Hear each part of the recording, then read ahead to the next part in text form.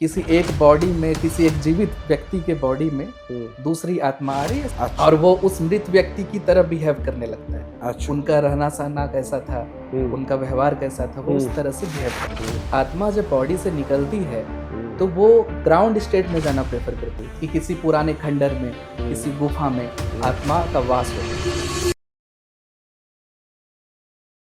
Hello दोस्तों, मैं Naseem Khan, founder of the brand bull, और आप देख रहे हैं the brand bull talk show. जैसे कि हमने आपसे कहा था, हम ऐसे लोगों से आपको रूबरू कराते हैं, या तो बहुत संघर्ष करके बहुत ऊपर तक पहुंचे हैं, या किसी की अनसुनी कहानियां हो। तो ऐसे ही हमारे साथ में हैं आज डॉक्टर निर्जर। इन्होंने नॉवल भी लिखा है, कुछ सॉन्ग भी लिखे हैं जो कि रिलीज भी हो चुके हैं MP3 में, और साथ ही साथ ये एक ऐसी अनसुनी कहानी सुना रहे हैं जो मुझे भी यकीन नहीं है, लेकिन इसके लिए हम आपके साथ में देखेंगे और इनसे बात करेंगे। इनका कहना है ये एक ऐसी वेब सीरीज पर काम कर रहे हैं कि मरने के बाद क्या होगा, जो कि इम्पॉसिबल है, लेकिन इन्होंने PhD की है। तो चलिए सुनते हैं इनके साथ में क्या है ये पूरी कहानी और क्या है ये पूरा सच। तो आइए चलिए।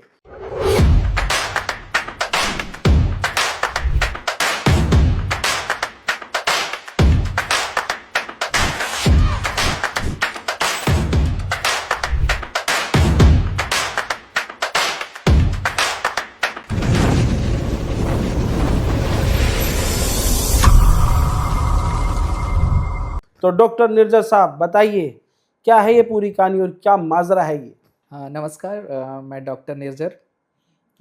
आज मैं ब्रांड बुल टॉक शो में आया हूँ। नसीम सर ने मुझे बुलाया है और ये मेरा सौभाग्य है कि सर ने मुझे मेरी कहानी को सुनाने का मौका दिया, एक प्लेटफॉर्म दिया है जिससे मैं अपनी कहानी आप तक सुना सकूँ, आप तक पहुँचा सकूँ।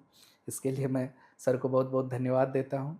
थैंक यू जी। और जो जैसा सर ने कहा कि मैं इस बात पे रिसर्च कर रहा हूँ, इस चीज़ पे वेब सीरीज बना रहा हूँ कि आफ्टर डेथ क्या होता है।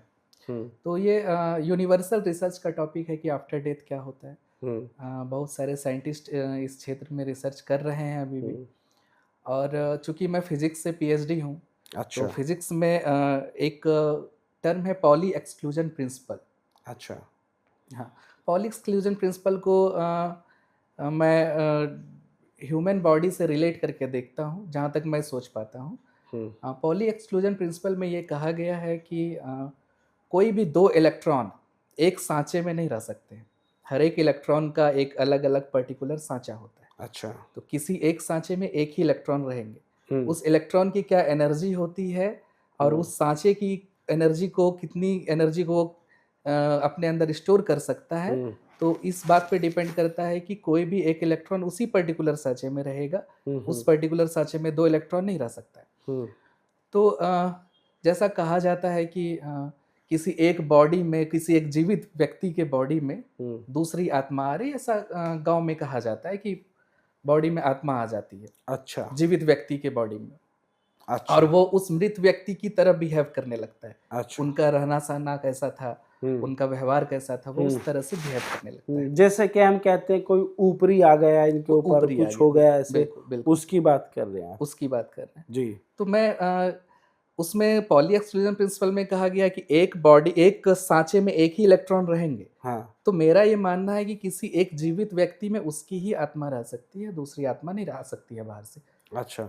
और वो उस बॉडी में कितना एनर्जी, किस एनर्जी को अपने अंदर स्टोर करने की क्षमता है, तो उस बॉडी की जो एक्चुअल आत्मा है वो ही उसको स्टोर कर सकती है, बाहरी आत्मा को वो नहीं कर सकती। सपोज कीजिए, मैं एग्जांपल से एक समझाता हूँ कि जैसे मैं हूँ, मेरे अंदर जो आत्मा है, तो मेरी बॉडी मेरी ही आत्मा को झेल सकती है, दूसरी किसी आत्मा को नहीं झेल सकती है। अच्छा। हाँ, अब देखिए, अब मैं रिसर्च पे आता हूँ। अब होता क्या है कि अगर मेरी बॉडी से आत्मा निकल रहा है, अगर डेथ हो रही है किसी की, तो बॉडी से आत्मा निकलेगा। ठीक है। तो वो आत्मा कहाँ जा रहा है? कुछ तो होता होगा उस आत्मा के साथ। हाँ। अगर मैं समझता हूँ कि मेरे अंदर इस वक्त एनर्जी है, और जब ये एनर्जी पूरी की पूरी निकल जाएगी तो मैं मॉर्टल हो जाऊंगा। तो वो जो एनर्जी निकल रही है बॉडी से, वो कहीं तो जा रही होगी। उस एनर्जी का क्या होता है, हमारी वेब सीरीज इसी बात को जानने का प्रयास करेगी। जैसे हर तरह के, हर धर्म के लोग अलग अलग कहते हैं कि वो मरने के बाद में जैसे नर्क हो गया, स्वर्ग हो गया, जन्नत हो गया, जहन्नम हो गया, और उनका एक इम्तिहान चालू हो जी जाता है। जी तो ये सुनने में आता है। तो आपके हिसाब से कहाँ जाती है जी ये? मैं साइंस के हिसाब से बात करता हूँ। हम्म तो होता क्या है कि कोई भी एनर्जी वो ग्राउंड स्टेट में रहना पसंद करती है। ग्राउंड स्टेट कहने का मतलब है कि आराम में रहना पसंद करती है। हम्म अगर हमें कहा जाए या किसी को कहा जाए हम्म तो वो खड़ा रहने से बेहतर प्रेफर करेंगे बैठना, हम्म, बैठने से ज़्यादा बेहतर प्रेफर करेंगे लेटना। अच्छा। स्वाभाविक सा बात है, आराम में रहना पसंद करते हैं। हम्म तो उसी तरीके से आत्मा का भी नेचर होता है, क्योंकि आत्मा एक एनर्जी का पैकेट है। हम्म आत्मा जब बॉडी से निकलती है हम्म तो वो ग्राउंड स्टेट में जाना प्रेफर करती है। ग्राउंड स्टेट मीन्स कि ऐसा स्टेट जहाँ पर किसी भी तरह का हलचल ना हो, वो शांत हो, हम्म आसपास का वातावरण बिल्कुल शांत हो, हम्म किसी प्रकार का हलचल नहीं हो। इसलिए ऐसा हम्म कहा जाता है हम्म कि किसी पुराने खंडर में, हम्म किसी गुफा में हम्म आत्मा का वास होता है। हम्म ऐसा कहा जाता है इसलिए क्योंकि खंडर में शांत शांत रहता है, हम्म। किसी पुराने घर पे शांत शांत इलाका रहता है। कौन कहता है ऐसे? नहीं, ऐसा पूर्वज लोग कहा करते थे। लेकिन आप तो साइंस पे हैं, हाँ, अभी मैं साइंस साइंस के के। अकॉर्डिंग बता रहा हूँ कि हाँ। साइंस के अकॉर्डिंग यही चीज होता है कि मतलब जो अगर पूर्वज कह रहे हैं वही साइंस के अकॉर्डिंग होता है। हम मैं उसे साइंस से रिलेट कर रहा हूँ। पूर्वज अच्छा। ने क्या सोच के कहा वो मैं नहीं कह सकता, हाँ, लेकिन मैं उस चीज को साइंस से रिलेट कर रहा हूँ ठीक है। कि अगर बॉडी से आत्मा निकल रही है हम्म और पूर्वज हमारे कहते थे कि वो किसी गुफा में रह रहा है, हम्म खंडर में रह रहा है, तो हम्म इसके पीछे साइंस ये लॉजिक देखती है हम्म कि आत्मा अगर बॉडी से निकलती है और अगर वो किसी खंडर में जा रही है, हम्म किसी पुराने बिल्डिंग में जा रही है, तो चूंकि वो शांत होता है, हम्म वो ग्राउंड स्टेट का एरिया है, हम्म, इसलिए वो एनर्जी उस स्टेट में जाना ज़्यादा प्रेफर करती है। अच्छा। हाँ, क्यों? तो क्योंकि वो कोई भी ह्यूमन नेचर है, एनर्जी का नेचर है कि वो ग्राउंड स्टेट में रहना पसंद करता अभी मान लीजिए जैसे आप हैं, आपने पीएचडी कर ली और मैं आपको एक भयानक जंगल में ले जाके छोड़ दूं, है। जी, तो फिर आप वहाँ रहना पसंद करेंगे या बाहर आएंगे? नहीं मैं तो बिल्कुल बाहर आना चाहूँगा सर, तो फिर वही आत्मा है, वो वहाँ जाना क्यों पसंद कर रही है? क्योंकि आत्मा वो सिर्फ एनर्जी रह जाता है सर, और तो एनर्जी हमारी की एनर्जी तो, नहीं, जो शरीर है वो जी, तो किसी काम का नहीं। नहीं जो बिल्कुल, हमारी आत्मा है जी, उसी की इच्छा के अनुसार हम चल रहे जी, नहीं हैं। सर, मैं इस बात को थोड़ा-सा यहाँ पे आपको टोकता हूँ जी। कि शरीर के चूँकि शरीर हमारा है, ब्रेन है, दिल हम्म है, हम्म सब ऑर्गन का अलग-अलग काम है। हम्म तो आत्मा जब बॉडी में होती है, मीन्स एनर्जी जब बॉडी के अंदर होता है, हम्म तो ब्रेन अपना काम करता है, उसका जो सोचने का काम है वो काम करता है, दिल हम्म का धड़कने का काम है वो काम करता है। लेकिन चूंकि जब आत्मा बॉडी से रिलीज हो जाती है, तब उसका संपर्क ब्रेन, दिल, किडनी सबसे खत्म हो जाता है। हम्म मीन्स वो सिर्फ तब एनर्जी रह जाती है, एनर्जी का एक पैकेट रह जाता है। हम्म और एनर्जी का ये नेचर है कि वो हम्म, ग्राउंड स्टेट में जाना प्रेफर करता है, अच्छा। इसलिए वो जंगल की ओर, तो खंडर की ओर तो जैसे शिफ्ट हो कि जाता है। आपने कहा है अभी, वो सिर्फ एक एनर्जी रह जाती है, जी बिल्कुल, मतलब उसमें दिमाग दिल कुछ नहीं कुछ रहता। नहीं, कुछ नहीं तो फिर वो जंगली की तरफ क्यों जाती है जब उसमें दिमाग है ही नहीं? सर। यही तो मैं बता रहा हूँ ना सर हाँ कि एनर्जी की जो प्रॉपर्टी होती है हाँ। सर, एनर्जी का जो गुण है, वास्तविक गुण है, हम्म वो ये है कि वो ग्राउंड स्टेट में जाना पसंद करती है। हम्म, ग्राउंड स्टेट मीन्स ऐसा स्टेट जहाँ चहल पहल बिल्कुल भी ना हो, अच्छा। जो बिल्कुल शांत हो। हम्म ये एनर्जी की प्रॉपर्टी है। हम्म तो इसलिए चूंकि खंडर शांत होता है, हम्म जंगल शांत होता है, हम्म, इसलिए वो एनर्जी उस तरफ जाना प्रेफर करती है। अच्छा। जी बिल्कुल सर। कैसे शांत है? वहाँ भी बहुत सारी चीजें हैं वहाँ, बस इंसानों को छोड़ करके वहाँ जानवर है, शांत कहाँ हो गई? वो भी सुबह ही रात में ची ची चकार सर वो रहते खंडर में तो हैं। रेयरली ही जानवर दिखते हैं सर। खंडर हाँ, में कहाँ जानवर होता है। अच्छा। चलिए आगे बताइए। तो हमारा जो वेब सीरीज है वो इस बात को ही जानने का प्रयास कर रहा है हाँ। कि आफ्टर डेथ वो जो एनर्जी रिलीज हो रही है, हम्म वो एक्चुअल में क्या सच में ऐसा हो रहा है, हम्म वो ग्राउंड स्टेट पे शिफ्ट कर रही है, या जो स्वर्ग नरक की बात आपने कही, हम्म जन्नत दोजक की बात आपने कही, हम्म। उस ओर शिफ्ट हो रहा है, इस बात को जानने का प्रयास करता तो आपने क्या जाना इसमें? है सर। अभी तो जो मैंने स्क्रिप्ट लिखा है हाँ, उस अकॉर्डिंग मैंने साइंस को मतलब आपने सिर्फ एक ही कहानी बनाई है, कहानी लिख रहे हैं आप, है ना, जी कहानी सर, को मैं दिखा रहे साइंस हैं। और स्पिरिचुअलिटी जो कहती है, हम्म अध्यात्म जो कहता है हमारा, हम्म और साइंस जो कहता है, मैंने दोनों पहलुओं को दिखाने हम्म, का प्रयास किया है। अच्छा। हाँ, दोनों पहलू को उसमें ये समझाने का प्रयास किया है कि ये पॉसिबिलिटी है कि ऐसा तो ऐसा क्या हो सकता कहानी है उसमें ऐसी जो लोगों को समझ में आएगी? है। उसमें एक महत्वाकांक्षी डॉक्टर की कहानी है सर। कौन से डॉक्टर की? महत्वाकांक्षी, अच्छा। महत्वाकांक्षी मीन्स जो बहुत ज़्यादा अपेक्षा रखते हैं चीज़ों से, जो चाहता है कि सारा चीज़ मुझे ही मिल जाए, मैं अच्छा। सभी चीज़ों का स्वामी हो जाऊँ, हम्म। मैं सभी चीज़ों का मालिक हो जाऊँ, उसे ही महत्वाकांक्षी कहा जाता है। ठीक है। तो वो एक डॉक्टर की कहानी है, हम्म। एक महत्वाकांक्षी डॉक्टर की, और वो थोड़ा सिरफिरा भी है, अच्छा, क्योंकि ऐसा काम आफ्टर डेथ क्या होता है ये नॉर्मल लोग नहीं कर सकते हैं, समझ गया। वो सिरफिरे लोग ही करेंगे। सिर्फ तो उनका ये है कि आफ्टर डेथ क्या हो रहा है, इसके लिए वो जो रिसर्च चल रहा है उसमें वो ये देखते हैं कि 26 ह्यूमन ब्रेन, जिसको वो अपने रिसर्च के लिए इस्तेमाल करते हैं।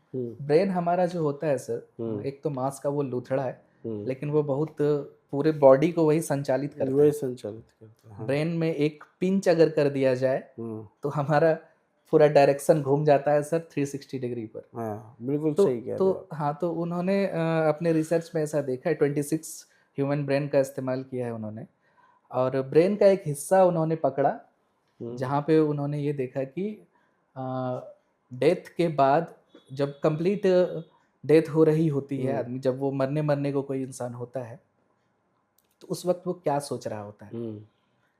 तो उस पर्टिकुलर पॉइंट को जब वो पिंच करते हैं तो वो उससे इंफॉर्मेशन निकालने का प्रयास करते हैं कि वो उस वक्त क्या सोच रहा है, उसे क्या दिखाई दे लेकिन रहा है। उसे कैसे पता है कि मैं मरने वाला हूँ? नहीं सर, कहने का ये मतलब है सर कि वो जो डॉक्टर है ना, उसके पास जो पेशेंट आते हैं, अच्छा।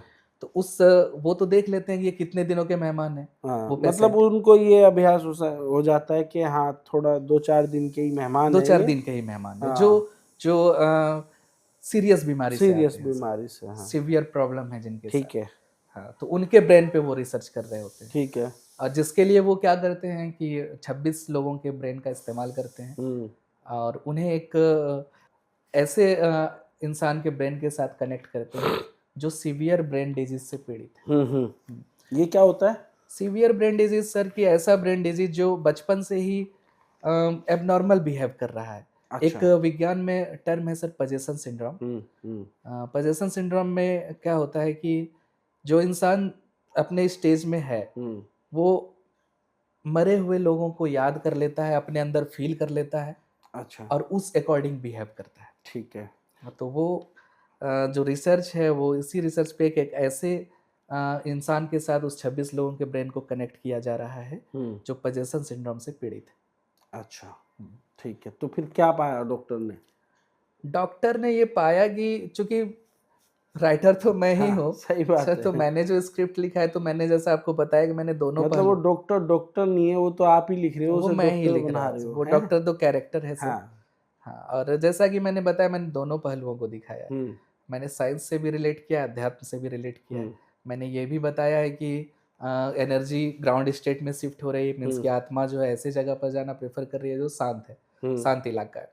और दूसरा मैंने ये भी दिखाया है कि स्वर्ग जा रहे हैं कि नर्क जा रहे हैं, दोजख जा रहे हैं कि जन्नत जा रहे हैं, इस तरह की चीज़ों को भी मैंने उसमें दिखाया। अच्छा। तो वो थोड़ा विस्तार तो सर जब देखेंगे तो जब बेहतर आएंगे समझ में आएगा सर। बिल्कुल लेकिन यहाँ अगर आप छोटी सी चीजें बताओगे ना तो शायद जो लोग नहीं देखना चाहते वो भी देख लें। जी सर। जैसे उन 26 लोगों पर रिसर्च हुआ, ठीक है, जी सर। उनके ब्रेन के साथ में रिसर्च किया गया, तो मतलब क्या मिला है उनको उसमें? सर देखिए, है क्या ना कि जैसा कि उसमें जो दिखाया गया वो मैं बता देता हूँ, और जहाँ तक मैं समझता हूँ सर कि जो एनर्जी रिलीज हो रही है वो फिजिकली प्रेजेंट है आपके अंदर, क्योंकि जब अगर मैं जिंदा हूँ, बोल पा रहा हूँ, तो मीन्स मेरे अंदर कुछ है, तभी बोल पा रहा हूँ। बिल्कुल सही बात है। मर जाऊंगा तो कुछ भी नहीं बोल कुछ पाऊंगा। नहीं बोल पाएंगे। तो दोनों में, जिंदा और मरने के बीच ये डिफरेंस है सर कि अंदर कुछ एनर्जी काम कर रही है, वो फिजिकली नजर आती है जीवित व्यक्ति में कि उसके अंदर कोई ना कोई एनर्जी है। तो जब वो एनर्जी निकलेगी तो कहीं तो जाएगी, ये तो बिल्कुल सोचने योग्य बात है सर कि बॉडी से जब एनर्जी निकल रही है तो वो कहीं तो कहीं शिफ्ट करेगी, क्योंकि एनर्जी, कंजर्वेशन ऑफ एनर्जी एक टर्म है सर फिजिक्स में, जिसमें ये कहा गया है कि एनर्जी को ना तो खत्म किया जा सकता है ना ही उत्पन्न किया जा सकता है, इसका सिर्फ एक रूप से दूसरे रूप में रूपांतरण होता है। मीन्स कि एनर्जी को हम लोग डिस्ट्रॉय भी नहीं कर सकते ना क्रिएट कर सकते, लेकिन एक फॉर्म से दूसरे फॉर्म में ट्रांसफॉर्मेशन कर सकते हैं। तो जब एनर्जी निकल रही है तो वो खत्म तो नहीं होगी सर, कहीं ना कहीं तो जाएगी। तो एक लॉजिक ये बनता है ना सर कि वो कहाँ जा रही है, तो इस पहलू को दिखाया गया साइंस के हिसाब से सर कि वो ग्राउंड स्टेट की तरफ जा रही है। अच्छा। अब स्पिरिचुअलिटी में आते हैं सर, तो वहाँ पे जैसा कहा गया है कि कर्मों का हिसाब होता है सर, कि आपने कैसा कर्म किया जिंदा रहते हुए, और आपने जैसा भी कर्म किया उस अकॉर्डिंग आपको जन्नत या दोजख मिलेगा सर, स्वर्ग या नरक मिलेगा। तो मैंने उस पहलू को भी दिखाया। समझिए। तो इस तरीके से दोनों पहलू को दिखाया सर।